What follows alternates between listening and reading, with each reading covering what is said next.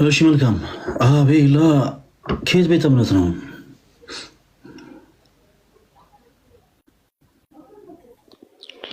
ፕሮቴስታንት። ፕሮቴስታንት። መልካም የትኛው ቤተ እምነት?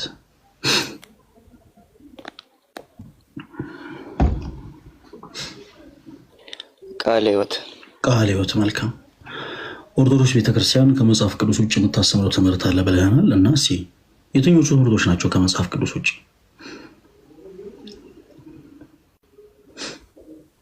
እሺ ያው እኔ የምጠይቀው አንድ አራት ጥያቄ አለኝ። አንደኛው ጥያቄ ስለ ጾም ነው። ጥያቄ የምጠይቀው አቤላ፣ ያው ስለ ጾም ስናነሳ ብዙ ቦታዎች ላይ ስለ ጾም መጽሐፍ ቅዱስ ተጽፏልና ድምጼ እየተሰማ ነው? ጸጥሎ በዋነኝነት ግን ማንሳት የምፈልገው ቦታ ማቴዎስ ብራዘር እንዴ ስምን ስጠራ አዳምጥ እንጂ ወረ በለው ገና ከመጀመርሽ ነካሽው እኮ። ምንድን ብለህ ነው አንድ ቁጥር ይጻፍከው? አይ ትንሽ ይቆራረጣል፣ ለዛ ነው። አይቆራረጥም። ሲቆራረጥ ለኔ ከሁሉ በፊት ለኔ ያሳየኛል። ያንተ ኔትወርክ አልተቆራረጠም፣ የኔ ኔትወርክ አልተቆራረጠም። ያንተ ኔትወርክ ሲቆራረጥ ያንተ አካውንት ላይ መቆራረጡን ያሳየኛል፣ የኔም ላይ ልክ ሲቆራረጥ ያሳየኛል። እና በደንብ ነው የሚሰማው። ኦርቶዶክስ ቤተክርስቲያን ከመጽሐፍ ቅዱስ ውጭ የምታስተምረው ትምህርት አለ ብለህ ነው አንድ ቁጥር የጻፍክልን። ስለዚህ አሁን ጥያቄና መልስ አይሆንም የሚሆነው። ጥያቄና መልስ ሲሆን እንዴት ነው? የገባህንም ሊሆን ይችላል ያልገባህንም ሊሆን ይችላል። እናንተ ኦርቶዶክሲያን እንዲህ ብላችሁ የምታምኑት ከምን አንጻር ነው የሚል መርሃ ግብር ነው ጥያቄና መልስ። ዛሬ ግን በፕሮቴስታንቱ ቤት ያለው ክስ በጣም የሰነፎች ክስ መሆኑን ለማሳየት ነው እኛ ይህን ላይቭ የከፈት ነው። ከኛ የበለጠ ተጠያቂ ማንም ስለማይኖር ኦርቶዶክስ ቤተክርስቲያን ከመጽሐፍ ቅዱስ ውጭ የምታስተምረው ትምህርት አለ ብለህ የምታምን ከሆነ ትምህርቶቹን ታነሳለህ። ይሄ ትምህርት ከመጽሐፍ ቅዱስ ውጭ ነው፣ የትምህርት ከመጽሐፍ ቅዱስ ውጭ ነው፣ የትምህርት ከመጽሐፍ ቅዱስ ውጭ ነው። ከመጽሐፍ ቅዱስ ውጭ ስለመሆኑ ፕሩፍ ታደርግልናለህ። ከዛኛም ደግሞ መጽሐፍ ቅዱስ እንደሆነ እናረጋግጣለን። በዛ መልክ እንወያያለን። ግልጽ ያደረኩት ይመስለኛል። ስለዚህ መልካም ትምህርቶቹን ጥቀስልኝ እኮ። አንደኛው ትምህርት ስለ ጾም ነው አልኩ። ስለ ጾም ምን ብለን የምናስተምረው ትምህርት ነው ከመጽሐፍ ቅዱስ ውጭ?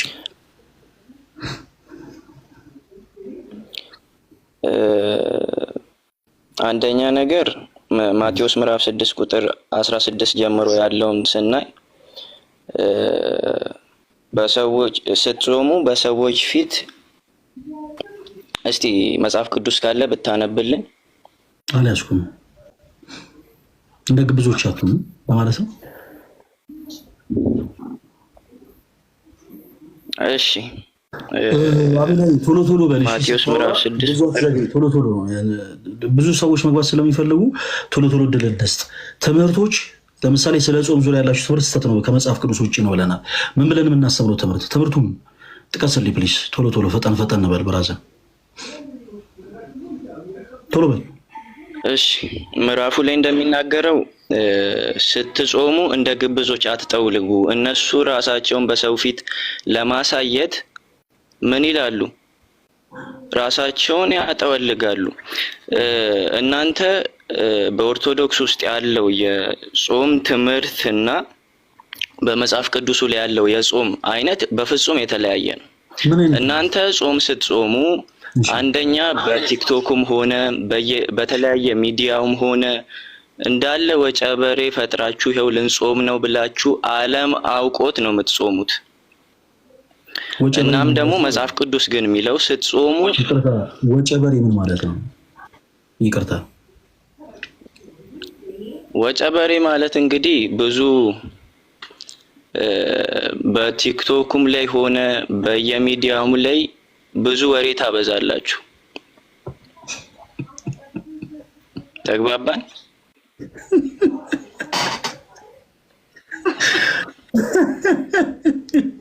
ያስቃል ብራዘር። ይቅርታ።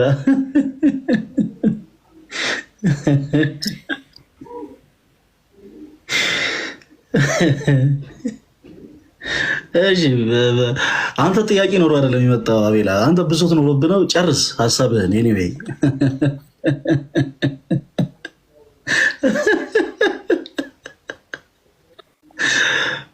ሁላችሁም ጋይስ ከስር ወጪ በሬ እያላችሁ ጻፉ ፕሊዝ። ልትስቅ ነው እንዴ ላይቭ ነው የከፈትከው ብራዘር? በጣም ይቅርታ እኔ እንደዚህ ነገር ስለማልችል ነው። ሳቅ እንዴ ነው ይቻላል ፕሊዝ ጆናይስ ተቀላቀል። አይ እኔም ልሳቅ። አረ ይቻላል ሳቅ ብራዘር አልከለከልኩም እኮ ቤላ ወይ ወጪ በሬ። እሺ ወይ እንግዲህ ጥያቄ ግልጽ ይሆናል ይመስለኛል። ተረጋጋ ፕሊዝ ተረጋጋ። ምናልባት ቪዲዮ ስንሰራ ማስታወቂያ ሰርተን ነበረ። ምን ብለን ነበር ማስታወቂያ የሰራ ነው? ስለ መጽሐፍ ቅዱስ ብዙ እውቀቱ የሌላችሁ መሰረታዊ የሆነ የመጽሐፍ ቅዱስ እውቀቱ የሌላችሁ ሰዎች ቢቻል ባትገኙ፣ ፕላስ ደግሞ ጨምረን ነበረ ማለት ለምሳሌ ስሜት የሆናችሁ ሰዎች በተቻለ አቅም የኛ ላይቭ ላይ ባትገኙ ብለን እንደው በቻልነው አቅም ፕሮሞት ስናደርግ ነበረ። ለምን ስሜት የሆኑ ሰዎች ልክ በዚህ ልክ ነው የሚነዱት። አንደኛ ስለሚያወሩት ነገር አያውቁም አቤላዬ፣ ሲቀጥል ደግሞ ፍሬያማ የሆነው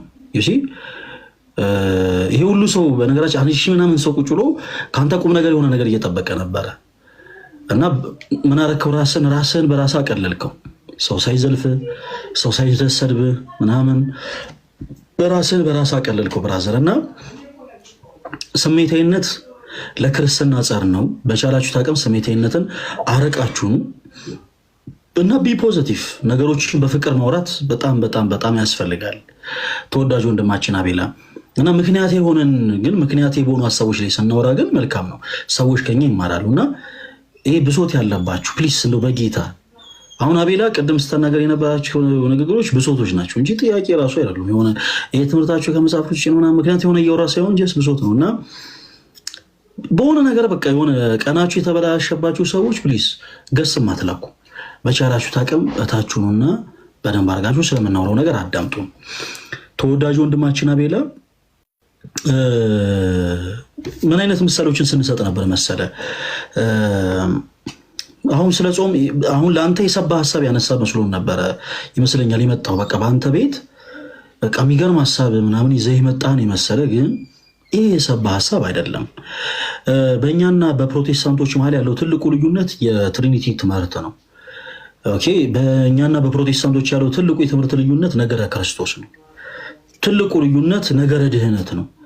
በእነዚህ ሀሳቦች ዙሪያ ይሄው የእናንተ ትምህርት እንዲህ ይላል፣ መጽሐፍ ቅዱስ ደግሞ እንዲህ ይላል ተብሎ ምክንያት የተኮን ይወያያል እንጂ ምን ዲያራጅ በዚህ ገብቶ ምናምን ስትል አሁን ይሆናል መሰለህ ጀለስ ብሶት ይሆናል።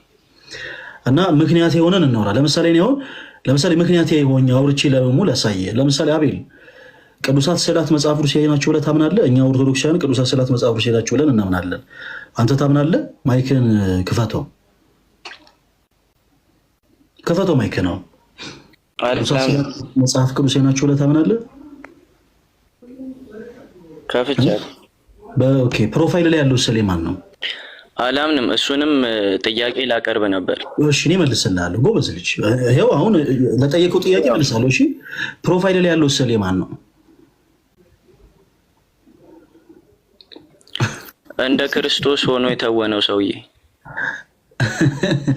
እሺ ከዛ በኋላ ከሰውየው ስር ማን ብለህ ጻፍክበት? ከስዕሉ ስር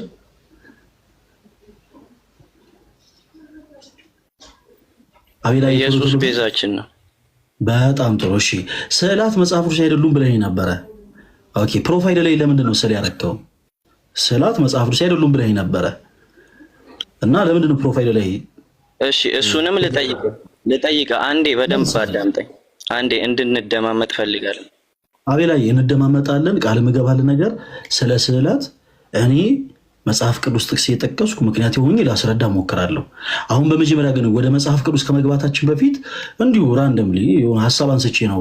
ፕሮፋይል ላይ ለምንድን ነው ስዕላት መጽሐፍ ቅዱስ አይደሉም ብለኸኛል እና ለምንድን ነው ፕሮፋይል ላይ ስዕል ያደረግከው? ኦልሬዲ ስዕል ነው፣ ኢትስ የታወቀ ነው። ቆይ ልጠይቅ ነው ልጠይቀኝ ነው የገባሁት። ተው የኔ አባት በቃ ችግር የለውም ይቅርታ መልስ አትስጥ። ቅዱሳት ስዕላት መጽሐፍ ቅዱስ እንዳልሆኑ ልጠይቅ እስከሆነ ድረስ የኔን ጥያቄ ስማና ከዛ ትጠይቀኛለህ። ቀጥ ይቅርታ እሺ ላዳምጥ።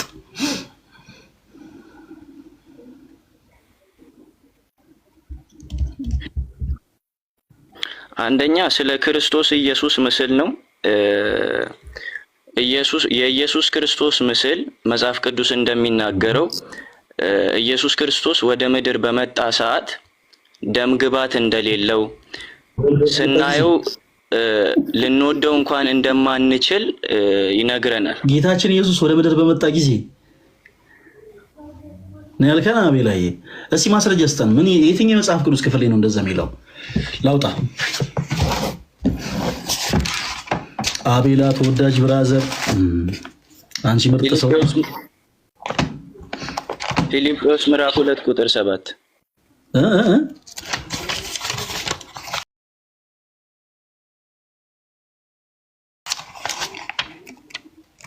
ፊልጵስዩስ ምዕራፍ 2 ቁጥር 7 እሺ ፊልጵስዩስ ምዕራፍ 2 ቁጥር 7 አይደል ያልከኝ? ነገር ግን የባሪያን መልክ ይዞ ነገር ግን የባሪያን መልክ ይዞ በሰው አምሳል ተገኝቶ ራሱን ባዶ አደረገ ይላል እንጂ ወደ ምድር ሲመጣ ደም ግባት የለውም አይልም። እሷ ያልካትን ፓርት ነው የፈለግኳት እኔ። ወደ ምድር ሲመጣ ደም ግባት የላትም የሚለው ነገር ከየትኛው መጽሐፍ ቅዱስ ክፍል ላይ ነው ያገኘ? እሺ ምን ማለት ነው? እሱን አብራራልኝ። አላብራራልኝ። ምን ማለት ነው? እሱን አብራራልኝ። አንተ ነው የምታብራራው ይሄንን። ግን ከጥቅሱ በፊት አቤላዬ ወደ ምድር ሲመጣ ኢየሱስ ደም ግባት የለውም የሚል ሐሳብ ወይ ጌታ ኢየሱስ የትኛው መጽሐፍ ቅዱስ ክፍል ላይ ነው ያገኘው? አቤላ እኔ አባት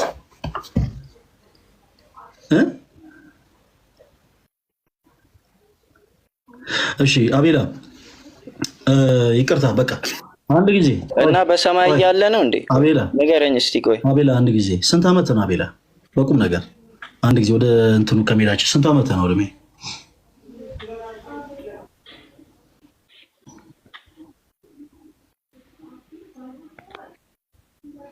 የተቆራረጠ ነው መሰለኝ። ስንት ዓመት ነው አቤላ?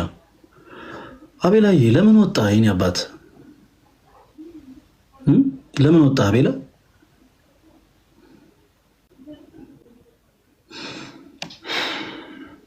እሺ አንድ ነገር በፍቅር ልናገር። የአቤላን እድሜ የጠየቁት ከሌላ ነገር አይደለም፣ ከክፋት አንጻር አይደለም። ተወዳጆች እንደዚህ አይነት ሰዎች ያው እሱ ባይወጣም ኖሮ እኔ አሁን ላቀርብለት የነበረው ሀሳብ ጀስት ከላይቭ እንዲወጣ ነው። ለምንድን ነው እንደዚህ ያልኩት?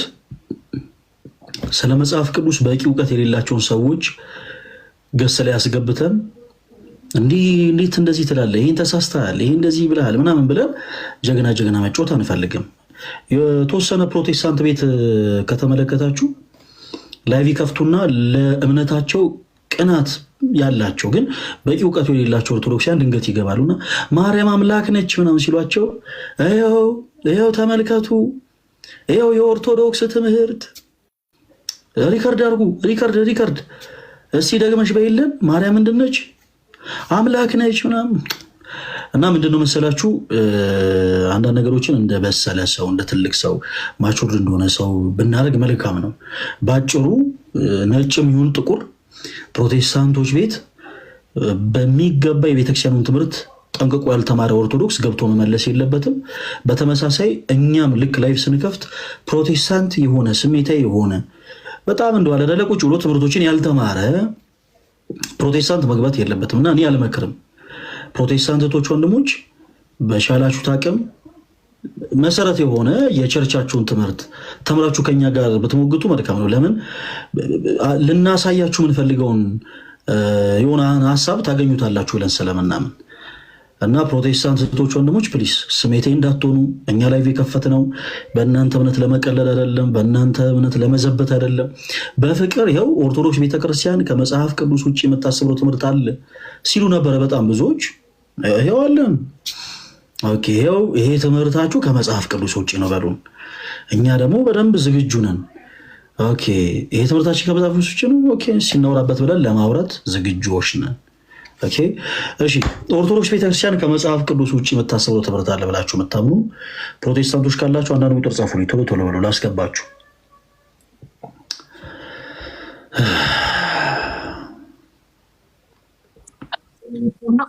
አይቀድምም እንዴ? ሰላም ማለት አይቀድምም እንዴ? በጣም ይቅርታ ይደረግልኝ። ይሄ እንዴት ነሽ? ሰላም ነው። እንዴት ነህ? እግዚአብሔር ይመስገን። እንኳን ደህና መጣሽ። እንኳን ደህና ጠበቅከን። እሺ ሄሎ እንዴት ነሽ? ሄሎ አለው። እሺ እንኳን ደህና መጣሽ። ኦኬ እሺ እንቀጥል። ኤልያስ ሰላም አለሽ? እግዚአብሔር ይመስገን። እንደምን አለ? አለን እግዚአብሔር ይመስገን። እሺ ኤልያስ ከየት ቤተ እምነት ነው የመጣው? ከፕሮቴስታንት። ፕሮቴስታንት የትኛው ቤተ እምነት? አዲስ ኪዳን። አዲስ ኪዳን እኮ ቤተ እምነት አይደለም። አዲስ ኪዳን ካህናት ነው። አዲስ ኪዳን የሚባላል እኮ። አዲስ ኪዳን ምን? አዲስ ኪዳን ካህናት ካልሆነ መጥምቃውያን። እሺ ይቅርታ። አዲስ ኪዳን ካህናት ያልከ መስሎኝ የቸርቹ ባለቤት ራሱ ሆነ ሶሻል ሚዲያ ላይ የኛ ቤተ እምነት አይደለም፣ ምክንያቱም ከተለያዩ ቤተ እምነት ከቃለ ሕይወትም ከሙሉ ወንጌልም ከሁሉም ሰዎች ስለሚመጡ እንዲህ የሚባል ቤተ እምነት ነው አይባልም ስላለ ነው ብዬ ነው። እሺ ከአዲስ ኪዳን መጥምቃውያን። እሺ ተወዳጅ ወንድማችን፣ ኦርቶዶክስ ቤተክርስቲያን ከመጽሐፍ ቅዱስ ውጭ የምታስተምረው ትምህርት አለ ብለህ ታምናለህ?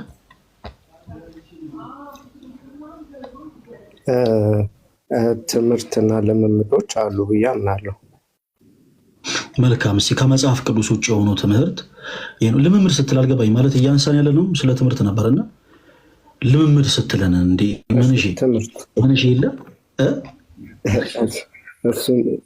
ልምምዱን ፈታው። እሺ ትምህርት ችግር የለ አይደለም ነው። ልምምድ ያልከውን መስማት ፈልጌ ነው።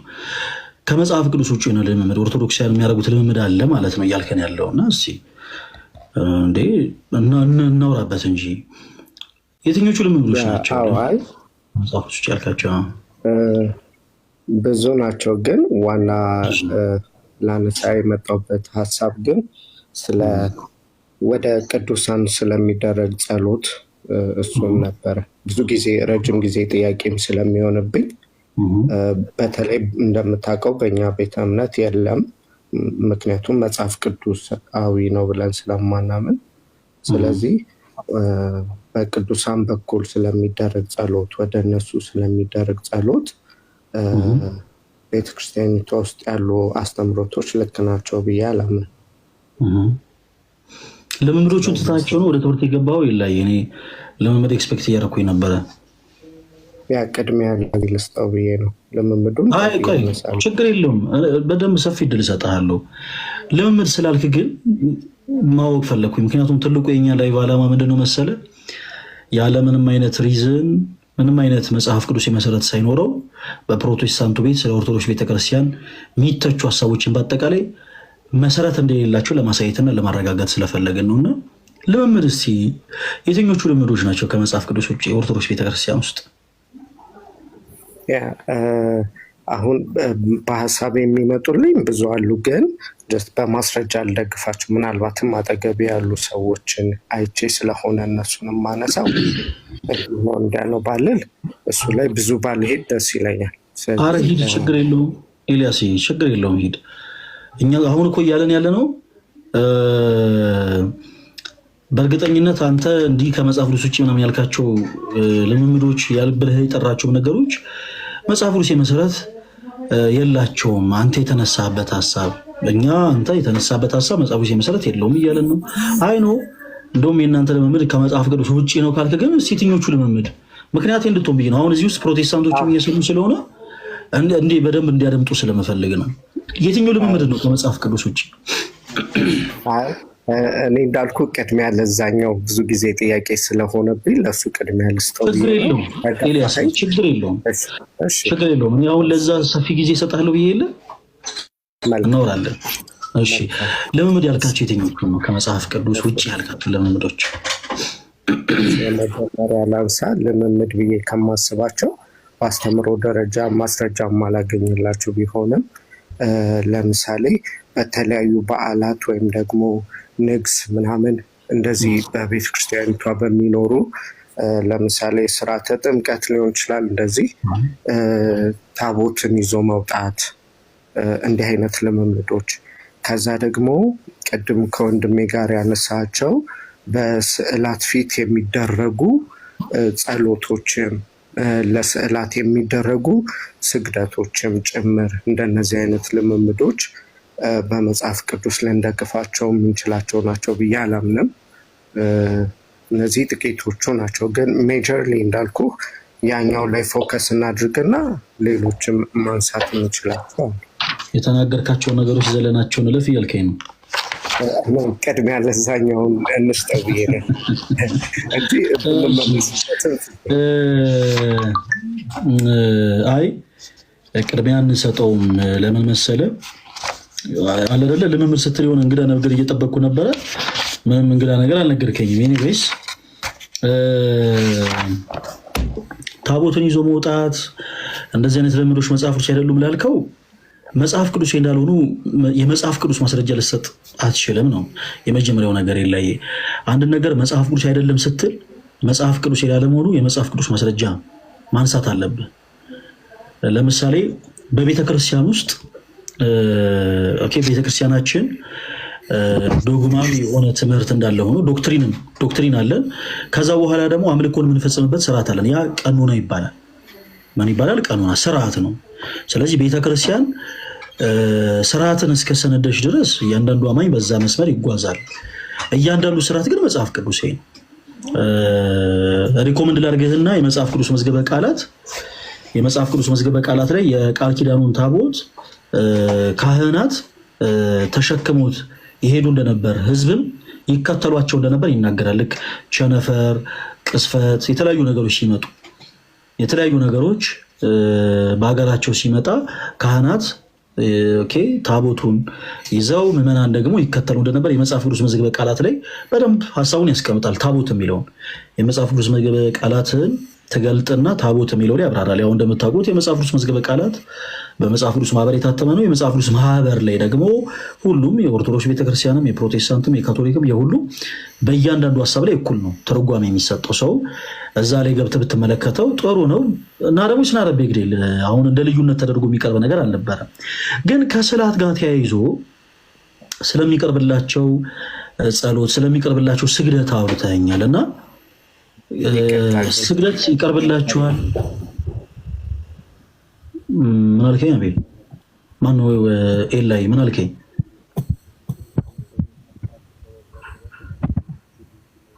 ከኔ ጋር ነው ኤልያስ? ከአንተ ጋር ነው። እሺ በደንብ ቆይ አዳምጠኝ አንድ ጊዜ። ስለ ቅዱሳት ስዕላት ስታነሳ ወደ ጸሎት ይደረግላቸዋል፣ ስግደት ይሰገድላቸዋል ምናምን የሚሉ ሀሳቦችንም አንስተህልኛል። መልካም ነው፣ እናወራባቸዋለን። ግን በመጀመሪያ ቅዱሳት ስዕላት መጽሐፍ ቅዱሳዊ ናቸው ብለህ ነው የምታምነው ወይንስ አይደሉም ብለህ ነው የምታምነው? ኤልያስ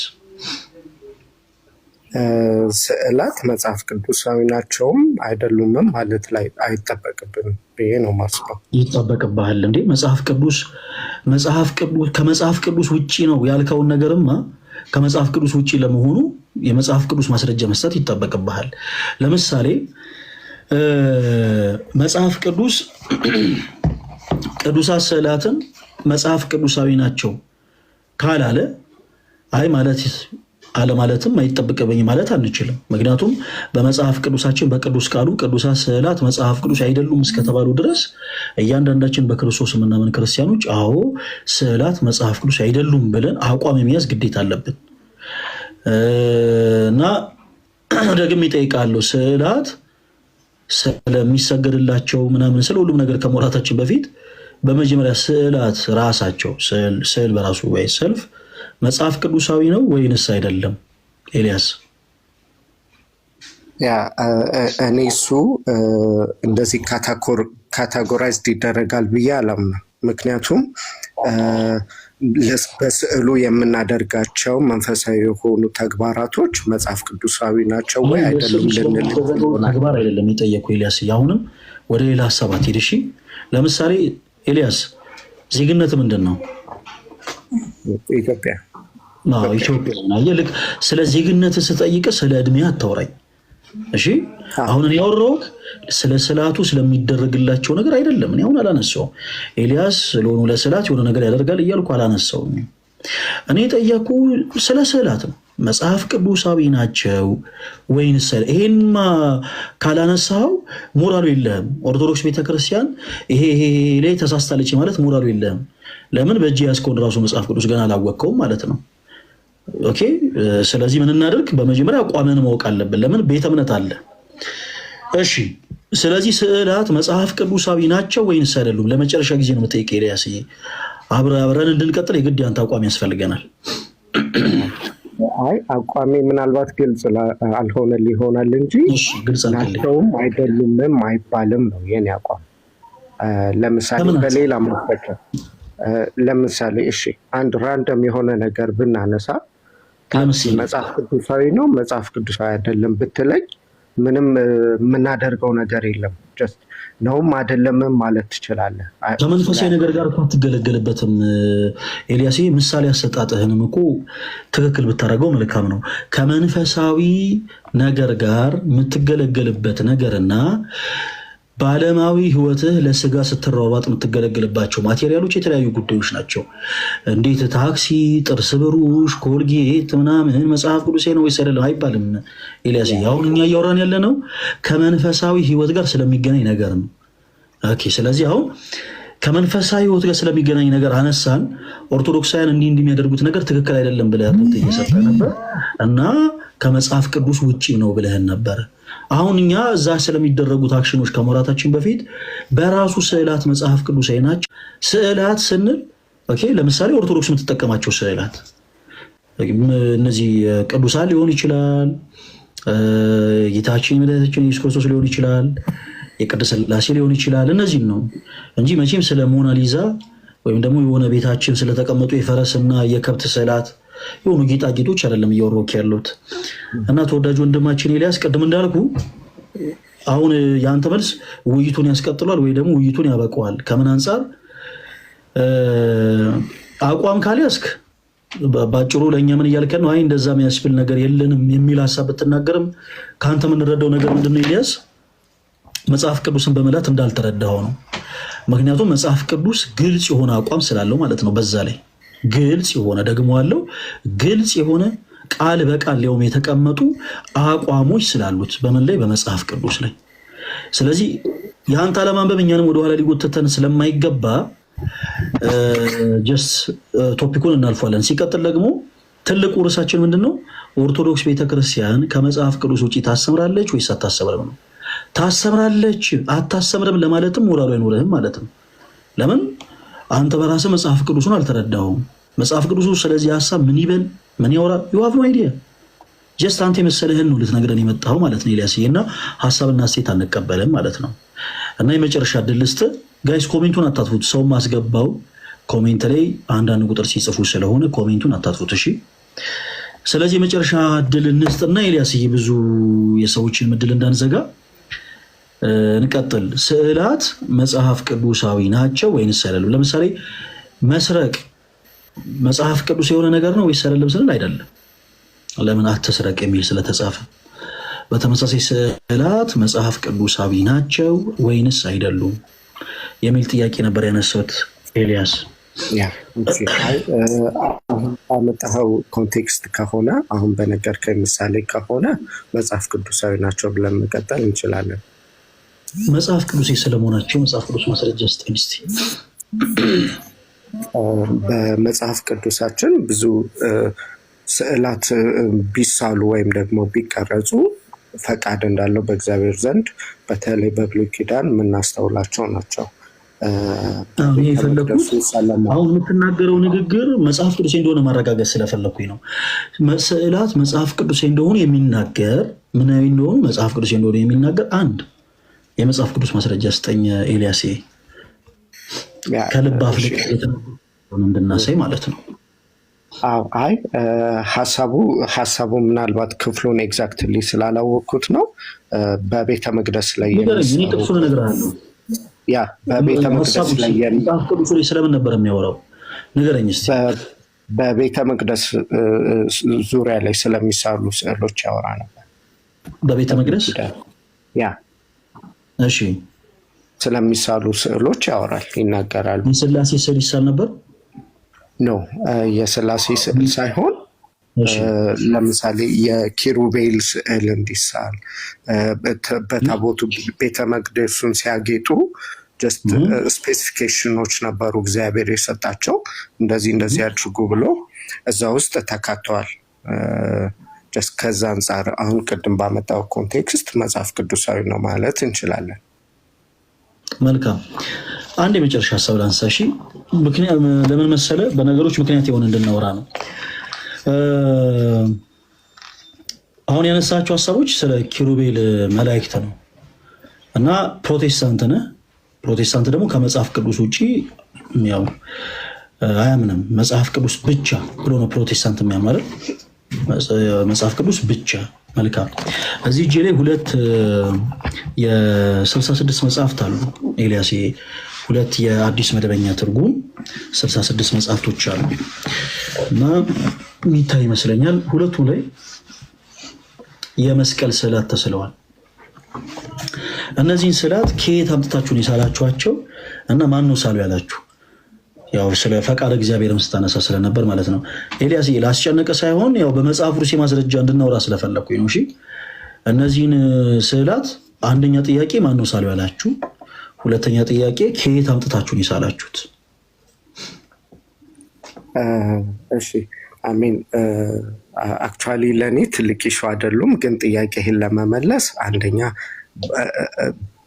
ትክክለኛውን ሪዝን አላውቅም። ጀስት ያስቀመጡት በሀርድ ከቨር ላይ የተቀመጠ የመስቀል ስዕል ለምን እንደተቀመጠ አላውቅም፣ ግን ብዙ ረጅም ጊዜ መጽሐፍ ቅዱስ ላይ እንደዛለ በምጠቀማቸው የተወሰኑ መጽሐፍ ቅዱስ ጥራዞች ላይ ደግሞ የለም፣ የመስቀል ምስል የሌለው አለ። ስለዚህ በምን እንደተደረገ በእርግጠኝነት መናገር አልችልም። ጀስት ይሄኛውን ለሁለቱም ጥያቄ መልስ የለህም። መልካም። ስለዚህ ያው ስዕላት እንግዲህ መጽሐፍ ቅዱሳዊ ነው የሚል አቋም ያለው የመጀመሪያ ፕሮቴስታንት አግኝተናል ማለት ነው። ኤልያስዬ በጣም ደስ ብሎናል። ኧረ ተው፣ አይ ኖ በቅድሙ ኮንቴክስት ማንም ዲና የሚያደርግ ያለ አይመስለኝም። በየትኛው ኮንቴክስት? በሌላ ኮንቴክስት የምትቃወሙ ስላለ እንደ ኤልያስ አልገባኝም። የሆነ አንድ አቋም ያዝልኝ እንጂ እኔ እኮ ወላወልክ ኖ አንድ ነው አቋሚ። እሺ እኮ ምን አልገባኝም። በየትኛው ኮንቴክስት ሲሆን ነው ስዕላት መጽሐፍ ቅዱስ አይደሉም ብለህ የምታምነው? ቅድም ስፔሲፊኬሽን ላይ ስለመጣን እኮ ነው። ስዕላት ስልክ አሁን ማንም ሰው መጽሐፍ ቅዱሳዊ አይደለም ሊልህ የሚችለው በስርዓቶቹን ወይም ደግሞ ያለንን መስተጋብር ከስዕላቱ ጋር ያለውን መስተጋብር ነው እንጂ መሳሉን ማንም ሊቃወም የሚችል ያለ አይመስለኝም። በጣም እኔም እያልኩ እኮ ያንን ነው። እኔ አሁን አማርኛ ነገር አልቀላወጥኩኝ። በትክክለኛው ቋንቋ ይኸው የመጀመሪያ ፕሮቴስታንት አገኘን፣ ስዕላት መጽሐፍ ቅዱሳዊ ናቸው የሚል የመጀመሪያ ፕሮቴስታንት አገኘን። ኦኬ፣ አሁን ከዛ በኋላ ስለ አክሽኖቹ ደግሞ እናወራለን ማለት ነው። ስዕላት መጽሐፍ ቅዱሳዊ ናቸው ወይስ አይደለም? ሌላ ፕሮቴስታንት አስገብቼ ማሳየት ይችላለሁ። ለምሳሌ ሌሎቹ መጽሐፍ ቅዱሳዊ ነው አይሉም። መልካም፣ አንተ ግን ናቸው ብለህናል። አሁን እኛና አንተ የምናወራው ከምን አንጻር ነው? እዛ ቦታ ላይ ስለሚደረጉ ስግደቶች፣ ስለተለያዩ ነገሮች በአጠቃላይ መጽሐፍ ቅዱስ ናቸው ወይስ አይደለም የሚሉትን በደንብ አድርገን እናወራለን። እኔን ያልኩት ኤልያስ። እሺ፣ በእኛ ቤተክርስቲያን ቅዱሳት ስዕላት መጽሐፍ ቅዱስ ናቸው እና ስግደት ይሰግድላቸዋል። ከስግደት ጋር ተያይዞ ደግሞ ትንሽ ከመጽሐፍ ቅዱስ ውጭ ስለመሆኑ የሆኑ ሀሳቦች ስትነግረን ነበረ እና እስኪ ስግደቱ ላይ አንድ ጊዜ ፎከስ አድርግልኝና ቀስ ቀስ እያለን ስለሁሉ ብንናወራ ከምን አንጻር ነው መጽሐፍ ቅዱስ አይደሉም ያልከን? ተግባራቱን ተደርገው ወይም ታዘው በእግዚአብሔር ታዘው ወይም ደግሞ በመጽሐፍ ቅዱስ በምናገኛቸው ሰዎች ሲተገበሩ ስላላስተዋልን ያንን የሚያደርግ ሰው አጌንስት ነው ብለን ማሰብ እንችላለን። መረዳቴ እንደዛ ነው። መልካም መልካም። እሺ፣ ስግደት ሁሉ አምልኮ ነው ብለህ ታምናለህ ኤልያስ? ስግደት ሁሉ አምልኮ አይደለም። ስግደት ሁሉ አምልኮ አይደለም። መልካም እሺ። ስለዚህ ስንት አይነት ስግደት አለ? ብዙ አይነት ስግደት ሊኖር ይችላል። ብዙ አይነት ስንት አይነት ታውቃለህ አንተ? በአምልኮ ልንሰግድ እንችላለን፣ አክብረን ልንሰግድ እንችላለን፣ ዲፎልት ልንሰግድ እንችላለን። እሺ የአክብሮት ስግደት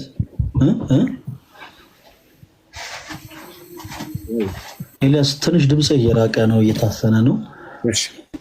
አይሰማም? ይሰማል። የአምልኮ ስግደት ብለናል፣ የአክብሮት ስግደት ብለናል። ሌላ አይነት አለ እንዴ? ድንገት ሰው ሊሰግድም ይችላል። ጀስት ወድቆ ሊደፋ ይችላል። ባይ ዲፎልት ሊወድቅ ይችላል። ኧረ አንተ ሰው እያዘነኝ በጣም። እሺ ድንገት ሰው ሊሰርቅ ይችላል። ድንገት ሰግደህ ታውቃለህ እንዴ ኤልያስ? እሺ ለማንኛውም መጽሐፍ ቅዱስ ሁለት አይነት ስግደት እንዳለ ነው የሚነግረን። እሺ ከዛ በላይ ስግደት የለም።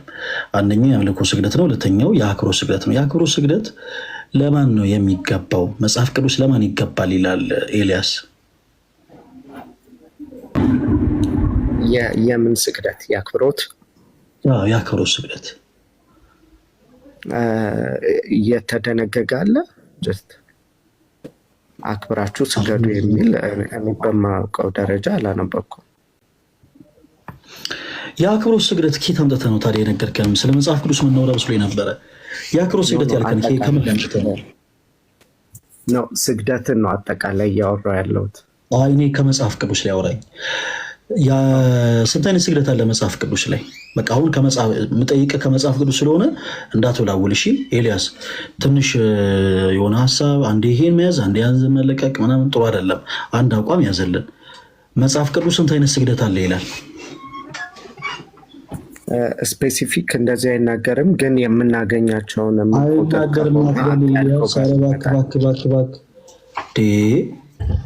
ከዘፍጥረት እስከ ዮሐንስ ራዕይ እኮ ያነበበ ሰው ነው የምመስለው እንደዚህ ስትል የላየ ጌታን እውነቴን ነው። አንብበሃል? ሁለት አይነት አለ። ቆይ አንብበሃል? ከዘፍጥረት እስከ ዮሐንስ ራዕይ አንብበሃል እንዴ? አንብቤያለሁ። እርግጠኛ ነህ? እንዳላነበብክ ሌላ ሰው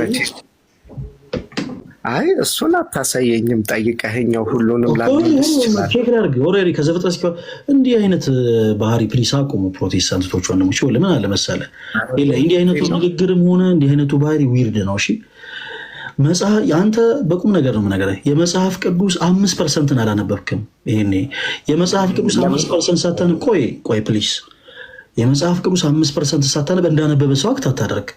መጽሐፍ ቅዱስ ስለማይል እንዴ እኛ ቤታችን የጻፍነው ነው እንዲያነበብ ነው እንዴ? ኤልያስ ተረጋጋ ብራዘር። አላነበብኩም አልደረስኩበትም አንድ ነገር ነው። ከዘፍጥረት እስከ ዮሐንስ ራዕይ ግን በቃ የሆነ ላስ አድርጎ እንደጨረሰ ሰው መጽሐፍ ቅዱስ አይልም ምናምን አትበል ብራዘር። እና ፕሊስ አቋም ይኖርህ፣ በአቋም እናውራ፣ እንደዛ እናደርግ። ካልሆነ ግን የሆነ አስተያየት እየሰጠህ ነው የሚመስለው። እኔ ብዙ እንደዚህ አይመስለኝም እንዲ ምናምን ነው የምትለን። የምጠይቅህ ከመጽሐፍ ቅዱስ ነው። ከመጽሐፍ ቅዱስ መልስልኝ። መጽሐፍ ቅዱስ ላይ ስንት አይነት ስግደት አለ ኤልያስ?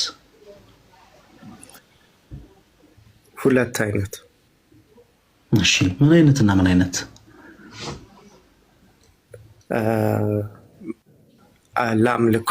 የአምልኮ ስግደት። ሁለተኛውስ? ሁለተኛው ደግሞ አክብሮት። በጣም ጎበዝ። ከዘፍጥረት እስከ ዮሐንስ ራዕይ ስላነበብክ በል አሁን ለሁለቱም ጥቅስ ሰጠን። የአምልኮ የሚባለውን ስግደት ከመጽሐፍ ቅዱስ ጥቅስ አውጣና ስጠን። ሁላችሁም እንደሰማችሁት ከዘፍጥረት እስከ ዮሐንስ ራዕይ አንብቧል ኤልያስ። ከዛ የአክብሮት ኤልያስ አሁን በቃ ቀላቁ በል አንብበሃል አይደለ? በል አሁን ጥቅስ አውጣና ስጠን። ምንም እኛ የምናግዝ ነገር የለም ኤልያስ። መተጋገዝ አይደለም። ሰው አንብብ ያለው ስለ መቼስ በቃል ሸምድጃለሁ የሚለውን ሸምድድሃልም አይደለም ሸምድድሃል አላልኩም። መጽሐፍ ቅዱስን ሸምድድሃል አልሸመደድክም ብዬ አልጠየቅኩም። አንብበሃል አይደል? ያነበበ ሰው ደግሞ ስለሚያወራው ነገር በአጠቃላይ የቱ ጋር ሀሳብ የቱ ጋር እያንዳንዱ ነገር እንደተቀመጠ በእርግጠኝነት ያውቃል። እኛም ኦልሬዲ እንደዛ ስለሆነ እኛም መጽሐፍ ቅዱስ ሸብድደን ሳይሆን አንብበነው ነው የምናስበው። በላሁን የአምልኮ ስግደት አለ ብለኸኛል። የአምልኮ ስግደት የተባለውን ከመጽሐፍ ቅዱስ አንድ ጥቅስ ሰጠኛለህ። የአክብሮት ስግደት አለ ብለኸኛል። ከመጽሐፍ ቅዱስ አንድ ጥቅስ ሰጠኛለህ። የሆነ እኔ መጀመሪያ ላይ አለ አይደለ በቀናነት እንደው ምናልባት ብዙ አላነበበ ይሆናል ብዬ አንተም ትሪት ሳደርግ አንተ ምን አይነት ሌቭል ላይ ደረስከው? አይ ከዛ በዚህ ዮሐንስ ላይ አንብቤያለሁ ምናምን እና ያው ከጥግ እስከ ጥግ አንብቤዋለሁ እንደዚህ አይልም የሚል ሁሉ ድምዳሜ ላይ ደረስክ። ስለዚህ እንደዛ እንዳይሆን ኤልያስ ምን እናድርግ መሰለ ነገር እንዳይዛዛ ማስረጃ ሰጠናል። ኦኬ ታይም መውሰድ ትችላለህ። ታይም ተወስድና የአምልኮ ስግደት የሚባለው መጽሐፎች ላይ ይሄው እንዲህ ስለሚል ይሄው ይሄ የአምልኮ ስግደት ነው፣ እዚህ ጋር ደግሞ ይሄው የአክብሮት ስግደት አለ ትለናለህ። እሺ አሚን። ትንሽ እድል ከሰጠኸኝ እነሱን ክፍሎቹን ለማስታወስ አሁን ለምሳሌ የምንተማመናቸው ስለሆነ ጥቅስ ስፔሲፊክ ንገረኝ ካልከኝ ስፔሲፊክ ጥቅስ አምጣለን። ስፔሲፊክ ኤልያስ ከዘፍጥረት እስከ ዮሐንስ ላይ ያነብ ጎበዝ ልጅ ስለሆንክ በልበል። አሁን ጥቅስ ቶሎ በለው ኤልያስ። እሺ እሺ እናውጣ። መዝሙረ ዳዊትን ማየት እንችላለን። መዝሙረ ዳዊት ምዕራፍ ስንት? እስኪ አንብብልን፣ እየገለጥክ አንብብልን። መጽሐፍ ነው የምጠቀምበት ስልክ ይሄ ስለሆነ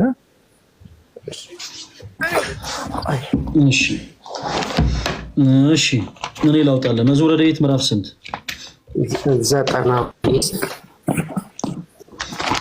እሺ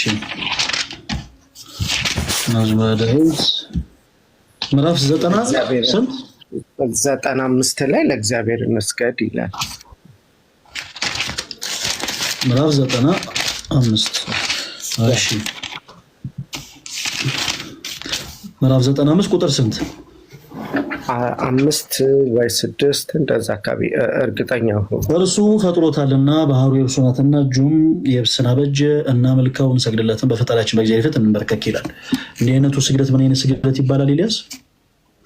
ፈጣሪ አምላካችንን እናምልከው ያምልከውና መልካም። የአክብሮት ያልከውን ደግሞ ማስረጃ ስጠኝ።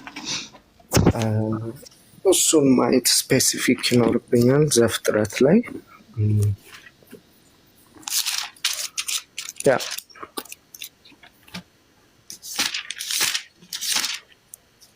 ያው ሀሳቡን ከተረዳኸኝ አሁን የቤት ስራ ነው የሚሆንብኝ። ሀሳቡን አልረዳም። ጥቅስ እንድታመጣ ነው ፈልገው።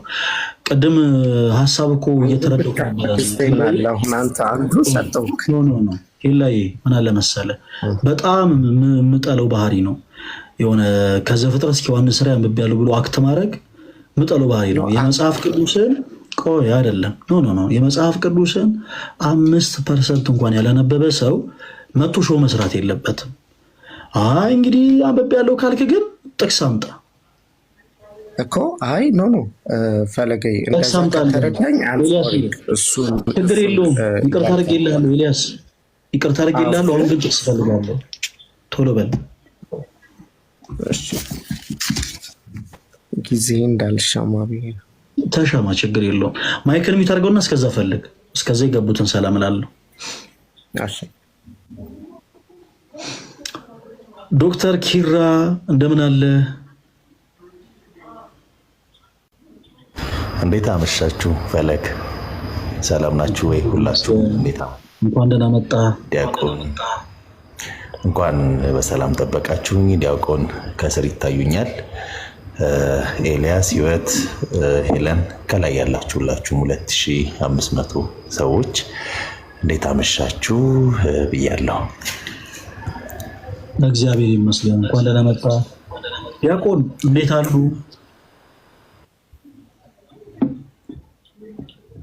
ዲያቆን እናት እንኳን ለመፈታት አቤት ይሰማል ዲያቆን እንኳን ለመፈታት በቃ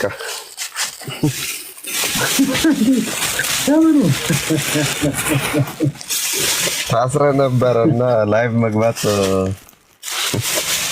እንኳን ተፈታህልን፣ እንኳን ገባ። ታችም ላይም ያላችሁ ዶክተር ህይወት፣ ኤልያስ፣ ሄለን ታችም ያላችሁ ሰዎች እንኳን ለብርሃነ ትንሣኤው አደረሳችሁ። በድጋሚ በርቱልን። ወንድማችን ኤልያስ ፈለገን ከሰማ በጣም ትጠቀማለህና በደንብ ስማው። ግንባሩ ነው ኮስታራ እንጂ ልቡ ደግ ነው፣ አይጨክንብህም።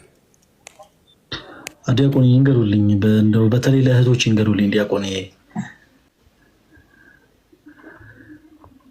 እሺ ሌሎች ፕሮቴስታንቶች ውስጥ ከዛ አንዳንድ ቁጥር ጻፉልኝ። እሺ አስገባችኋለሁ።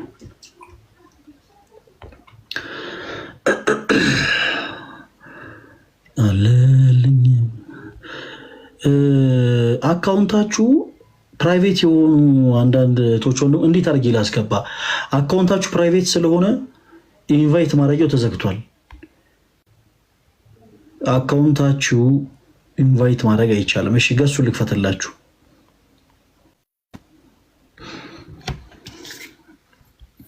ገሱን ከፍቼላችኋለሁ።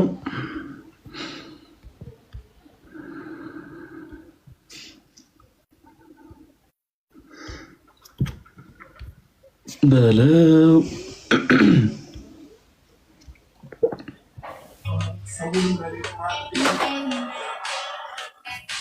በኪዳነ ምሕረት ፈለገ እንዴት ናችሁ ቤተሰቦች? ሰላም ነው? እንዴት አለ? አለን። እንዴት ነው? ሰላም ነው?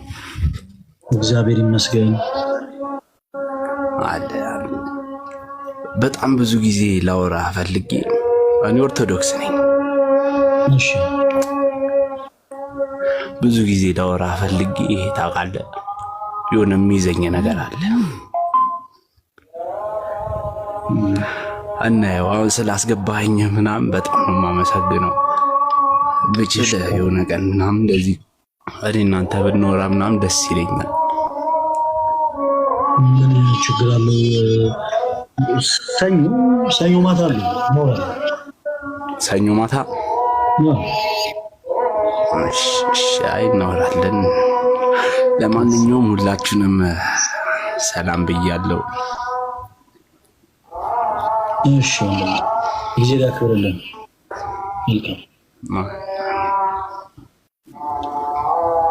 እሺ ድረስ ነው የሚለው፣ ድረስ የሚል አካውንት ይሰማል ከስር።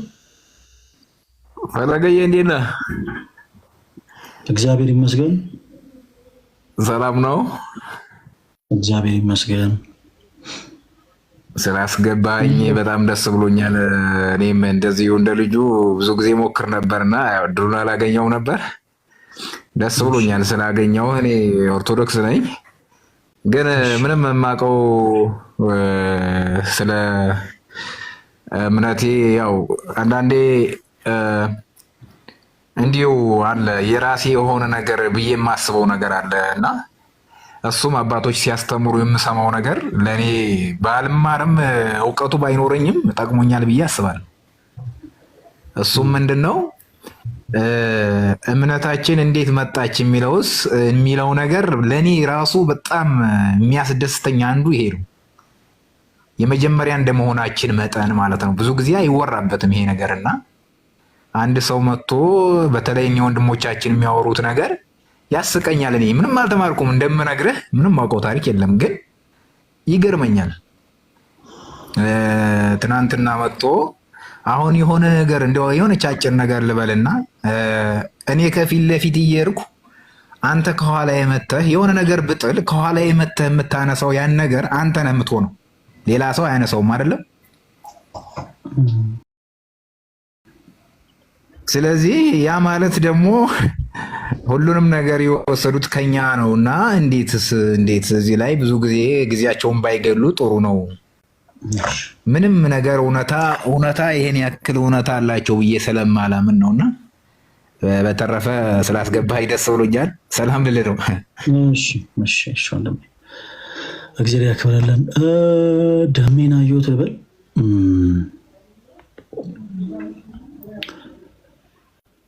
ደሜ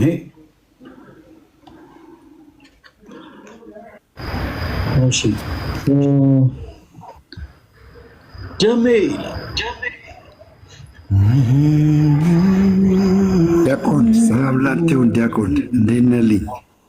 እግዚአብሔር ይመስገን። እንዴት ነህ? ሰላም ነው፣ ሁሉ መልካም ነው። እንዴት ነው ወንድማችን? ሰላም ነው። ለነገ ዝግጅት እንዴት ነው? ለከነገ ወዲያ እሺ፣ ይቅርታ ለከነገ ወዲያ ደግሞ ዛሬ በጣም ብዙ አለ አይደለ? ካንተ በጣም ብዙ መስማት የምንፈልገው ነገር አለ። ጊዜ ካለ ማለት ምን አይነት ነገር? አንኛ ያው እንግዲህ ተወዳጅ ወንድማችን ደሜ ወደዚህ ቅዱስ ቤተክርስቲያን መንገድ ላይ ነው እና እንደ እግዚአብሔር መልካም ፈቃድ አብቶልና ስመ ክርስትናን አግኝቶ ያው የዚህ ቅዱስ ቤተክርስቲያን ልጅ ይሆናልና ያው ከዚህ ቀደም ስለ ኢትዮጵያ ኦርቶዶክስ ተዋሕዶ ቤተክርስቲያን ምን ታስብ ነበር? ኦርቶዶክስ ሲባል ምንድን ነበር የሚታየ? እና ኪም እነ ፈለገን እነ ልደት እነ ዮብ እነ ጋዲ ሲጠሩ ምንድን ነበረ ባይምሮ የሚመጣው? እና ይሄ ነገር ሞር ለብዙ ፕሮቴስታንቶች ተሞክሮ ሊሆን ስለሚችል እንደው ከውይይታችን በፊት ለአንተ ቅድሚያ ብሰጥ ደስ ይለኛል። እንደውም አንተንም እንዳንይዝ።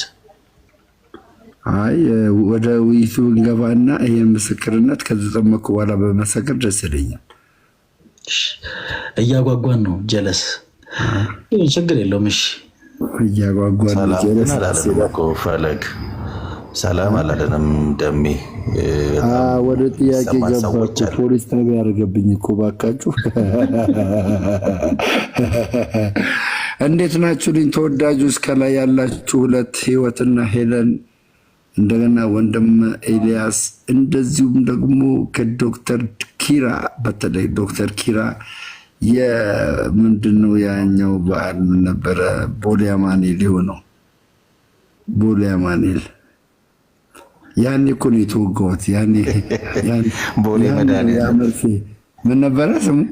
ያ ፕሮግራም ቦሌ መድኃኒዓለም ነው እኮ የዝማሬ ፕሮግራም እኮ የአላፋት ዝማሬ የዛኔ ነው 23 ቁጥር ሚስማር በቃ ተቸነከረብኝ። እንዴት ልንቀለው በቃ ያ ፍቅር ጸና። ከዛ በኋላ እቺ ቤተክርስቲያን ማነት ወደሚለው ሄድኩና ማንበብ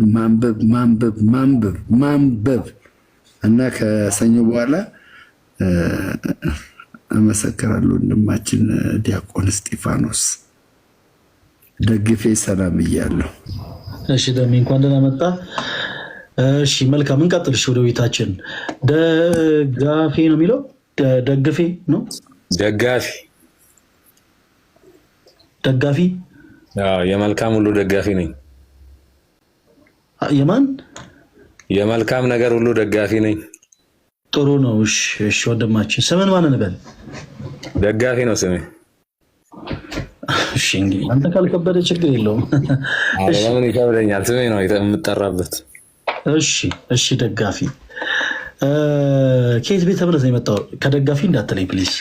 ከየት ቤተ እምነት ነው የመጣው? እንደ እግዚአብሔር ቃል እናወራ አይሻልም? ኧረ እኔ አሁን እንደምን ቃል አወራሁኝ? ደጋፊ ስም ማን ነው? ደጋፊ ስትለን አይ ቤተ እምነቱንም ደጋፊ እንዳትል ነው ያልኩት። ይሄ ደግሞ ነውር አይደለም። ወረድ ያልከኝን የደገምኩት ደጋፊ እና ስትገባ ጀምሮ ደግሞ ጸብጸብ አይበል። የምን ነገር አሁን ለምሳሌ ፈለገ ነው በል አሁን ቤተ እምነት ቀጥል። ወደ ቀጥታ ወደ ውይይታችን ነው። ከየት ቤተ እምነት ነው የመጣው? አይ ከመጀመሪያው በስድብ ከሆነ ታች ወረድ። ሌላ ፕሮቴስታንት አንድ ቁጥር ጻፉ ፕሊስ።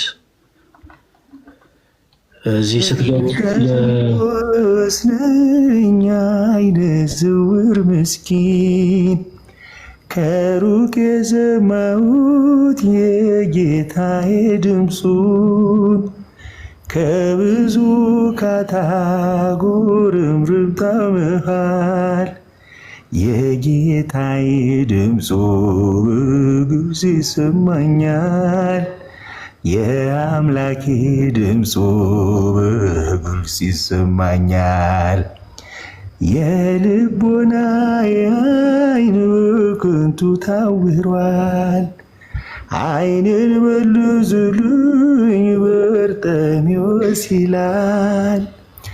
አብዝቼ ጮኻለሁ ጌታ ማረኝ ብዬ በውስጥ እየታየኝ ሲምረኝ ጌታዬ በውስጥ እየታየኝ ሲምረኝ ጌታዬ በርጤሜዎስ ነኝ አይነ ስውር ምስኪን ከሩቅ የሰማሁት የጌታዬ ድምፁን ከብዙ ካታጉርምርምታ መሃል የጌታዬ ድምፁ በግልጽ ይሰማኛል። የአምላኬ ድምፁ በግልጽ ይሰማኛል። ብዙ ሰው እየጻፈ ስለሆነ ቃላቸውን ለመጠበቅ ብዬ ነው። ፈለክ ኪራይ በጣም እናመሰግናለን። ዝማሬ መላእክትን ያሰማለን። ቶኒ እንዴት አለ? እንኳን ደህና መጣ። ሰላም ዳቁንዬ እንዴት ናችሁ? ሄሉ ሄዊ ኤላስ ዶክተርዬ ሁላችሁም ሀብታም ዳሜ ወንድማችን የተወደድክ ሰላም ብያችኋለሁ። ሁላችሁም ከታችም ያላችሁት ወንድሞቼ ሰላማችሁ ይብዛ። ቴንኪዩ አሜን። እሺ እንቀጥል። አቢ የሚል አካውንት ይሰማል? አቢ አቢ አቢ ነው አቢ ነው?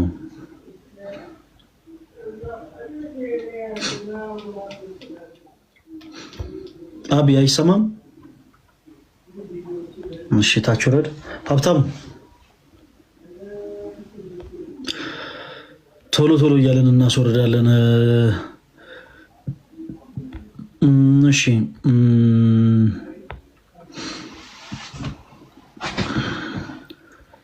ኮሜንቱን ብትከፍቱት አሪፍ ነው።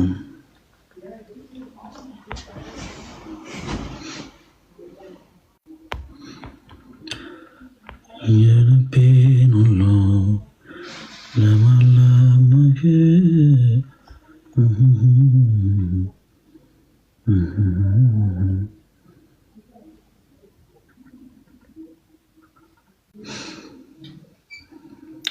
ኔትወርክ የነሱ ነው እኛ ነው ተወዳጆች። እሺ በቻልነው አቅም ቶሎ ቶሎ እያልን ለብዙ ሰው ድል እየሰጠን እንቀጥላለን። እሺ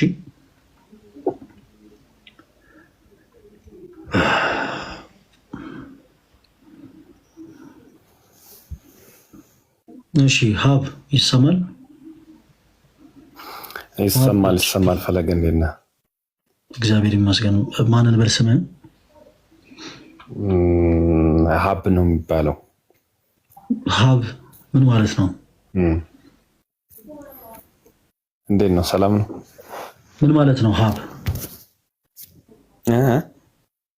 ምን ማለት ነው ሀብ? ምን ማለት ነው? ሀብታሙ ለማለት ያክል ነው። ስለዚህ ታዲያ ተወዳጅ ወንድማችን ስም ማን ነው ስንልህ ሀብታሙ አትለን?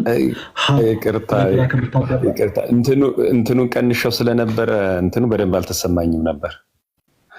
እሺ ተወዳጅ ወንድማችን ሀብትሽ ከየት ቤተ እምነት ነው የመጣኸው? ቤተ እምነት ተመሳሳይ ቤተ እምነት ነው ያለን፣ ግን ጥያቄ ኖሮኝ ነው ለመጠየቅ የመጣው አንተ ጋር። ያ አይቻልም?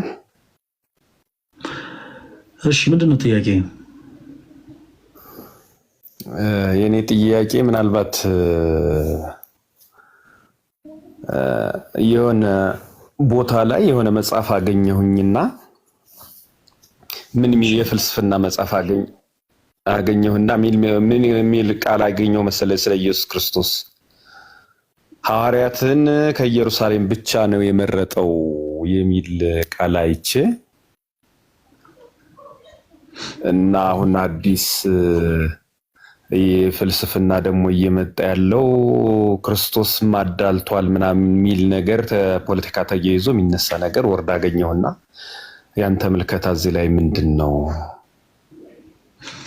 የኔ ምልከታ ካዳላም እንኳን አዳላ ነው የሚሆነው። ለምንድን ነው እንደዚህ አይነት ነገሮችን የተናገርኩት መሰለ? ይቅርታ ሀብትሽ። ፍልስፍና ማለት አነጻጸር ልንገራችሁ። የእግዚአብሔር ቃል መጽሐፍ ቅዱስ ስንኳ መጽሐፍ ቅዱሳችን ስንኳ በጣም በሚገርማችሁ ሁኔታ የአምላካችን እግዚአብሔርን ክብሩን በሚገባ አይገልጽም። ለሰው ልጆች አይምሮ በሚመጥን መልኩ ግን የተቀመጠ ሐሳብ ነው እና በዚህ ጠባብ አይምሮ ደግሞ ሰዎች የሆነን ሐሳብ ጨምሮም ይሆን ቀንሰው ጣዖትን የሚያመልኩ ከሆነ ምን ማለት ነው?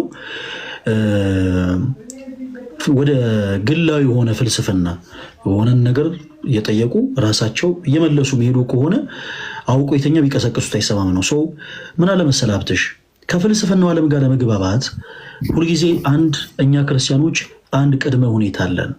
ያ ቅድመ ሁኔታ ደግሞ ምንድነው? ሀልወተ እግዚአብሔር። ይሄን ሁሉም ፊሎሶፊ ላይ ያሉትን ሰዎች በአጠቃላይ ዝም ብለው እንደየመጣጣቸው ዝም ብሎ ለሚያቀርቡት ሐሳቦች በአጠቃላይ እኛ እኮ እንዲህ ስለምናምን እኮ ነው እኛ እኮ እንዲህ ስለምናምን ብሎ ራስን ቢዚ ማድረግ አያስፈልግም። በመጀመሪያ አንድ ክርስቲያናዊ መስመር አለን። ያ ደግሞ ምንድነው?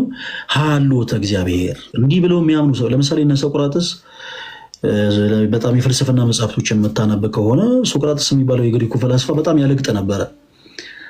እግዚአብሔር አለ እንዴ ብሎ ይጠይቃል። በእግዚአብሔር የሚያምኑ ሰዎችን በዘመኑ የነበሩ በእግዚአብሔር የሚያምኑ ሰዎችን አለ ወይ ብሎ ይጠይቃቸዋል። አዎ አለ ሲሉት የሚያደርገው ነገር ምንድን ነበረ? እጁን ይዘረጋና ሲወስዳቸው አሳዩኝ ይላል። እና ትልቁ መሰረታዊ ነገር ያ ነው፣ ሀልወተ እግዚአብሔር ማመን። ሀልወተ እግዚአብሔር ላላመነ ሰው ምንም አይነት ሐሳብ ብደረድርለት እንደ አዳምና ሔዋን እኮ ይኸውልህ ምን አለ መሰለ ከገነት የወጡት ይገርምሃል እንዲህ ስለሆነ ነበር ብትለው ራሱ ተረት ተረት ነው የሚሆነው ለሱ። በመጀመሪያ መረዳት ያለበት ትልቁ ነገር ምንድነው? ሀልወተ እግዚአብሔር።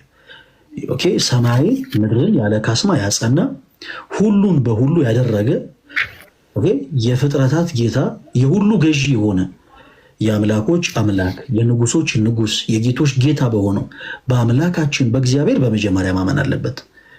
ኦኬ፣ ለምሳሌ ከዚህ ቀደም ታስታውሳላችሁ አይደል? እዚሁ ቤት ላይ ወደ 3 የሚጠጉ በፍልስፍና የሚያምኑ ፍልስፍና የሚያነቡ ሳይሆን በፍልስፍና ማመን ጭምር የሚያምኑ ሰዎች መጥተው ያውቃሉ እኛ ቤት ላይ እና ሲመጡ በመጀመሪያ ያደረግነው ነገር እግዚአብሔር አለ ወይ የለም ብለው ነው የሚያምኑት። መልካም፣ ስለሚያነሱት እያንዳንዱ ነገር ከመውራታችን በፊት ሀልወተ እግዚአብሔር ማመን አለባቸው። ለምን? የኛ እያንዳንዱ እምነት ከሀልወተ እግዚአብሔር ጋር የተያያዘ ነው። እያንዳንዱ ምናምን ነገር በአጠቃላይ ከሀልወተ እግዚአብሔር ጋር የተያያዘ ነው። ሀልወተ እግዚአብሔርን ያላመነልህ ሰው ኢያሱ ፀሐይ ላይ ማነው በገባውን ሰማይ ፀሐይን አቁሟል ብንለው ተረት ተረት ነው ለሱ። ሙሴ እኮ ቀይ ባህርን በበትሩ ከፈለ ብትለው ተረት ተረት ነው ለሱ። ስለዚህ ምን ይሆናል? እኛ ጋር ቁም ነገር አለ፣ እነሱ ደግሞ ሲጠይቁ የኛ ንግግሮች ተረት ተረት ይሆናሉ።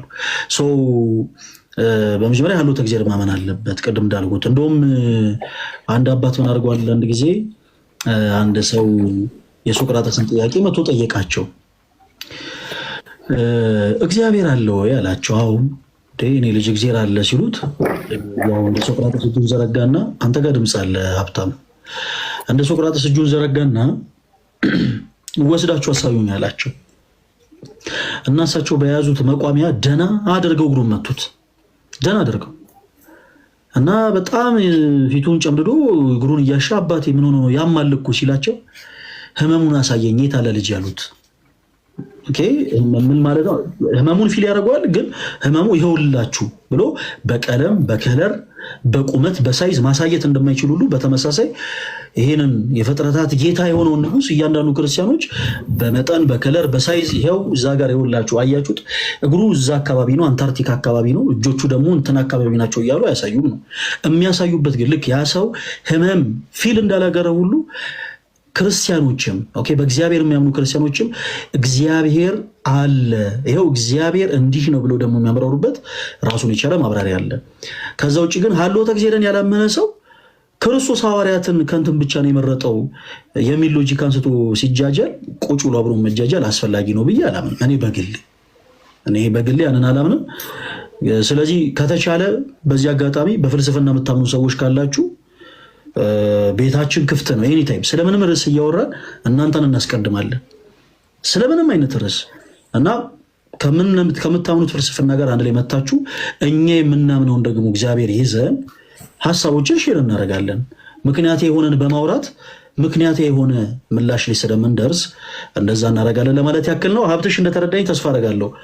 ያው 10ኛ ፎቅ ላይ የሚወጣው ከአንደኛ ፎቅ ተጀምሮ ነውና በመጀመሪያ በክርስቶስ ያላመነውን ሰው ክርስቶስ ከኢየሩሳሌም ብቻ ደቀ መዛሙርቱ ስለመምረጡ ማውራቱ ትንሽ አድካሚ ነው እና ደግሞ ያው ምክንያታዊ አይሆንም የሚለውን ሐሳብ እንድትረዳይ ብዬ ነው።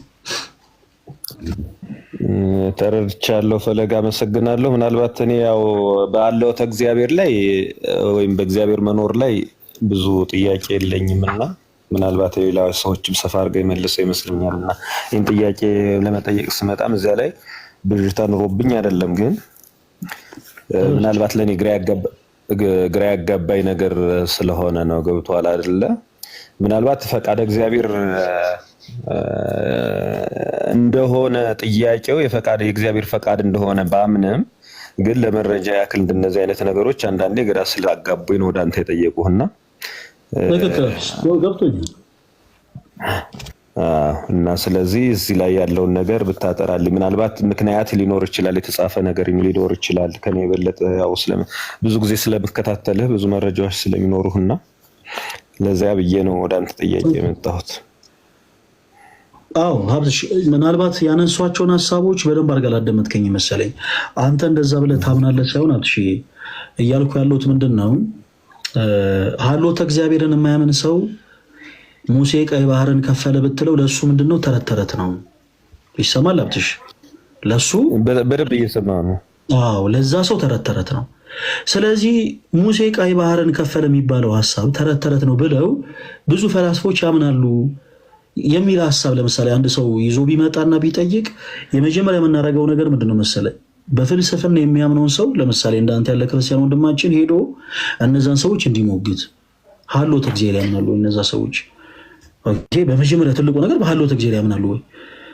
ለምሳሌ ያ ሰው እኔ ፍጡር ነኝ ብሎ የሚያምን ከሆነ ፈጣሪ አለ እያለ ነው በተዘዋዋሪ። አይ ፈጣሪ ብቻ የለም ሲል ግን ምክንያት የሆነን ኦኬ ላለመኖሩ ማስረጃ ሰጠን ማለት አለብን። እነዚህን ሐሳቦች እያነሳን ያለ ነው ከምን አንጻር ነው?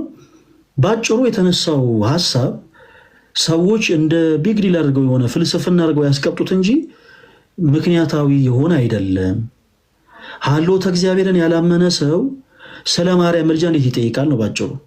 ሀሎተ እግዚአብሔርን ያላመነ ሰው እግዚአብሔር የለም ብሎ የሚያምን ሰው ሐዋርያት የተመረጡት ከዚህ አካባቢ ብቻ ነው፣ እንዴት ሐዋርያት ከዚህ አካባቢ ይመረጣሉ ብቻ የሚለው ሐሳቦችን ያነሳ። ክርስቶስ የሚያዳላ አምላክ ቢሆን ኖሮ ሀብትሽ እስራኤል ያሉ ህዝቦችን ብቻ ስጋውን ቆርሶ ደሙን አፍስሶላቸው ይሄድ ነበረ። ግን ክርስቶስ የመጣው ወደዚህች ዓለም ለዓለም ሁሉ ነው። ለዛም ነው ቅዱስ ዮሐንስ እግዚአብሔር አንድያ ልጁን እስኪሰጥ ድረስ ዓለምን እንዲወዷልና እስራኤልን አላለም፣ ኮንጎ ብራዛቪልን አላለም፣ ወይ ደግሞ ኢትዮጵያን አላለም፣ የሆነ አንታርክቲካን አላለም። ቅዱስ ዮሐንስ በወንጌሉ እግዚአብሔር አንድያ ልጁን እስኪሰጥ ድረስ ዓለምን እንዲሁ ወዷልና እንዲሁ ስለወደደን ክርስቶስ ወደዚህ ምድር መጣ። በመስቀል ተሰቅሎ ስጋውን ቆርሶ ደሙን አፍስሶ ዋጋ የከፈለው ክርስቶስ ለዓለም ሁሉ ነው። ለዓለም ሁሉ የሚበቃ ድግስን ደግሷል ጌታችን መድኃኒታችን ኢየሱስ ክርስቶስ እና የሚያዳላ አምላክ ነው፣ የሚያዳላ ጌታ ነው ልንለው አንችልም። ለምን ለነገር በጣም የሚገርም ነገር ሌላው ትልቁ ነገር ይሄ ድንበሩን፣ ዜግነቱን፣ ቅጥሩን፣ ሀገሩን እርሱት ተወዳጆች። ለኛ ለኦርቶዶክሲያን ብቻ አይደለም ስጋውን የቆረሰው ደሙን ያፈሰሰው። ዛሬ ላይ በጨለማ ለሚተራመሱት ለካቶሊኮቹ፣ በጨለማ ለሚዘሉት ለፕሮቴስታንቶቹ የኢየሱስ ክርስቶስን ስም ኢየሱስ የሚለውን ስም ከመጥራት ባላለፈ ኢየሱስን የማያውቁ ፕሮቴስታንቶችም ጭምር ለነሱም ጭምር ነው ጌታችን መድኃኒታችን ኢየሱስ ክርስቶስ በመስቀል ተሰቅሎ ስጋውን የቆረሰው ደሙን ያፈሰሰው። አላዳላም የኛ ጌታ ኦኬ። በመስቀል ተሰቅሎ ራሱን አሳልፎ እንግዲህ ማለት እናት ለልጆቿ ሳታዳላ ፍቅርን ትሰጣለች አይደል? ፍቅርን ትሰጣለች እናት ለልጆቿ ሳታዳላ ማለት ነው። ክርስቶስ ፍቅርን መስጠት አይደለም ተወዳጆች፣ ራሱን ነው አሳልፎ የሰጠው ለዓለም ሁሉ። ይህ ኃያል ጌታ ኦኬ ሐዋርያትን የመረጠው ከዚህ ይሄ በጣም የሞኞች ወሬ ነው። ፕሊስ ምናልባት ሌሎችም እህቶች ወንድሞች እንደዚህ ዙሪያችሁ እንደዚህ አይነት ወርዶችን የሚናገሩ ሰዎች ሲያጋጥሟችሁ የሰባ ወሬ አይደለም። ጽሁፍም ከሆነ እውቀሷቸው። ይሄ የሰባ ጽሁፍ አይደለም እንዴ። በመጀመሪያ እናንተ ምንድነው የምታምኑት? እግዚአብሔር እንዳለ ታምናላችሁ? ክርስቶስ ስለኛ ኃጢአት ስለኛ በደል በመስቀል ተሰቅሎ ስጋውን እንደቆረሰ ደሙን እንዳፈሰሰ ታምናላችሁ? ከመንፈሳዊ ዓለም ወጥተው ስጋዊ ሲሆኑ ሙሴ ሰው መሆኑን ይረሱና የእስራኤል ተወላጅ መሆኑን ያስባሉ። በሰማያዊ ስርዓት ግን እንደዛ የለም። ይሄ ለምድር ስርዓት ነው። ኢትዮጵያዊ፣ እስራኤላዊ፣ ግብፃዊ፣ ኤርትራዊ፣ ህንዳዊ፣ ምናዊ ያለው ሁላችንም በክርስቶስ አንድ ነን። ሰዎች ነን፣ ፍጥረቶቹ ነን። በሰማይ ስርዓት ኖ ከእንትን ዜጋ በሰማይ ባለን ቦታ በነገራችን ላይ ከአሜሪካ ለሚመጡ በዚህኛው በር የሚባል እንደዚህ አይነት ጌት የለም። በጣም የሚገርማቸው ነገር ከአፍሪካ ለምትመጡ ደግሞ በዚህኛው ጌት ግቡ የሚባል እንደዚህ አይነት አካሄድ የለም ነው ባጭሩ፣ የለም። ምክንያቱም በክርስቶስ ዘንድ እኛ የምንታወቀው ሰው መሆናችን። ለምሳሌ በሲና ተራራ ላይ ሙሴ ነው 10ቱ ትእዛዛት የተቀበለው።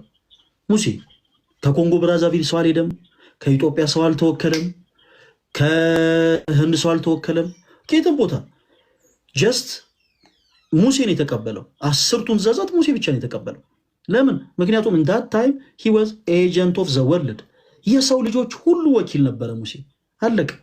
ስለዚህ ያን ትእዛዝ የግድ እኔና እናንተ ተራ በተራ ሲና ተራራ ሄደን መቀበል አይጠበቅብንም። ሙሴ ተቀብሎታል፣ ሁላችንም እናከብረዋለን። ብራዘር አትስረቅ የሚል ትእዛዝ ተሰጥቷል፣ አንሰርቅ። ከሰረቅን ኃጢአት ነው።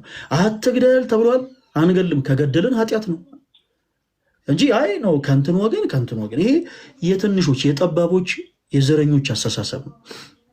ከዛ ውጭ ግን በተቻለ አቅም እንደ ውይይት ለምሳሌ ሰዎች የሚሞግቷቸው ከሆነ ግን ለምሳሌ በፍልስፍና የሚያምኑ ሰዎች ሀልዎተ እግዚአብሔርን ሳያምኑ ዝም ብሎ የሚከራከሩ ሰዎች እናንተን የሚሞግቷቸው ከሆነ ግን በተቻለ አቅም በመጀመሪያ አንድ ቅድመ ሁኔታ አለን ብያቸዋለሁ። አብትሽ አንድ ቀይ መስመር አለን። ያ ቀይ መስመር ደግሞ ምንድነው? ሀልዎተ እግዚአብሔር። ስለ ሐዋርያት አንስቶ የሚጠይቅህ ሰው በሀልዎተ እግዚአብሔር የማያምን ከሆነ እመነኝ፣ አንተ የምትነገረው ንግግር በአጠቃላይ ተረት ተረት ነው ለእሱ የሚሆነው። ምክንያቱም ቅድም ሁለት ሀሳቦችን አነሳውላችሁ። ለምሳሌ ኢያሱ በገባዖን ሰማይ ላይ ፀሐይን ለ5 ዓመት እንዳቆመ ብትነግሩት ተረት ምን አይነት ሰዎች ናቸው እነዚህ ሞኞች ይላቸዋል። ለምን? በመጀመሪያ ይሄንን እንዲያደርግ ኃይል የሆነውን እግዚአብሔር አላመነማ። ሙሴ ቀይ ባህርን እንደከፈለ ብትነግሩት ተረት ተረት ነው ይላል። ድንግል ማርያም ያለ ዘራ ብዚ ከግብረ መንፈስ ቅዱስ ጸንሳ እንደወለደች ብትነግሩት እነዚህ ሞኞች በተረት ነው የሚያምኑት ነው የሚላቸው። ስለዚህ ከሁሉ ቀድሞ እነዛን ሰዎች በቀይ መስመር የምንጠይቀው ጥያቄ አለን። ያ ምንድን ነው? ሀልዎተ እግዚአብሔር አለ ወይስ የለም? የለም ከሆነ እንደሌለ ፕሩቭ አድርጉልን ብሎ መጠየቅ ያስፈልጋል። ሀብቶች ተመልሶልሃል?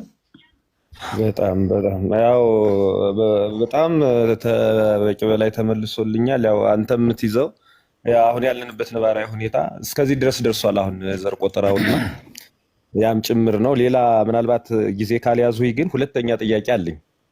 እሺ፣ ምናልባት የሌላ ሰውን ተራ ካልያዙኝ ከይቅርታ ጋር ርዕሶች ነበሩ መሰለኝ ካልተሳሳት።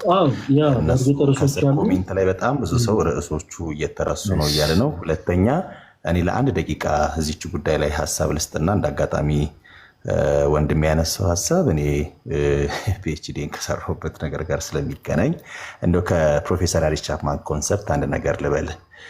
you are a great philosopher since equality of everybody to be mistaken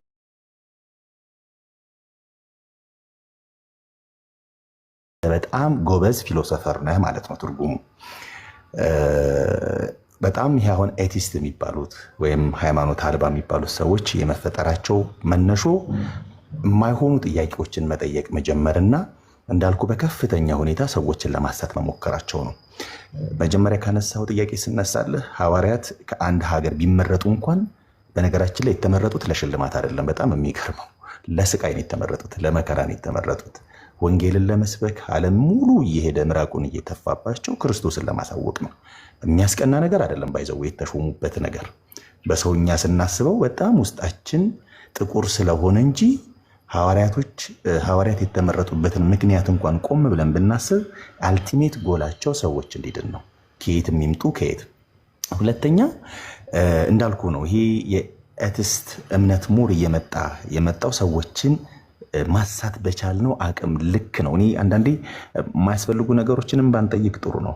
መዳን የሚፈልግ ሰው የሚያስፈልገው ነገር ላይ ነው ፎከስድ የሚሆነው ቪንቴጅ ፖይንት ታችን ክርስቶስን አድርገን ነው መነሳት ያለብን እንጂ ባይብል ላይ እኮ ካየን ክርስቶስን የሚያክል ፊሎሶፈር የለም፣ ክርስቶስን የሚያክል ሳይኮሎጂስት የለም፣ ክርስቶስን የሚያክል ሎየር የለም። በጣም በጀስቲስ የሚያምን በጣም በፍትህ የሚያምን የሚገርም የፍልስፍና ባለሙያ ወረድ ስትልም ሰለሞንን የሚያክል እኮ ጠቢብ የለም። አሁን እንደው ራሱን ፍልስፍና የምታየው እነሱ ጥበብ ብለው ነው አይደለ? ላይክ ጥበብን መውደድ ብለው ነው አንደርስታንድ የሚያደርጉት ፊሎሶፊን ዊሽ ትፈልገዋለህ ጥበብን እሱን ከመውደድ የተነሳ የምታደርጋቸው ምርምሮች ናቸው ብለው ነው የሚያስቡት። በነገራችን ላይ ወደ ሰውም ዝቅ ካለን ከክርስቶስ ቀጥሎ ጠቢብ የሚል ስም የተሰጠው ሰለሞን እንኳን በዚህ ልክ ኤቲስት ለመሆን ክርስቶስን የሚፈታተኑ ነገሮች ላይ ቤዛ አላረገም እና ፎከስ ማድረግ ያለብን ነገር ላይ ፎከስ ብናደርግ ዓለማዊ ነገሮቹ ሁሌ ነው የማወራው የኛ ዓለማዊ ዕውቀት የክርስቶስን ሲንግል ወርድ አያክልም። እኔ ህይወቴን ሙሉ ነው ስማሪው አልኩት ዓለማዊ ትምህርት እመኔን ግን መጽሐፍ ቅዱስ ላይ ካለች አንዲት መስመር የኢየሱስ ክርስቶስ ቃል እኩል ልትሆን የምትችል ዕውቀት የለኝም። ለዛም ነው ከዓለማዊ ነገር ሞር ወደዚህ መመለስ እንዳለበት ሰውንም ሪከመንድ ማድረገው እኔም እንደ እግዚአብሔር ፈቃድ ወደዚህኛው ነገር መምጣት የፈለኩትና ወንድሜ ግድ የለህም በክርስቶስ ሐሳብ ያሉ ነገሮች ላይ ፎከስ አድርግና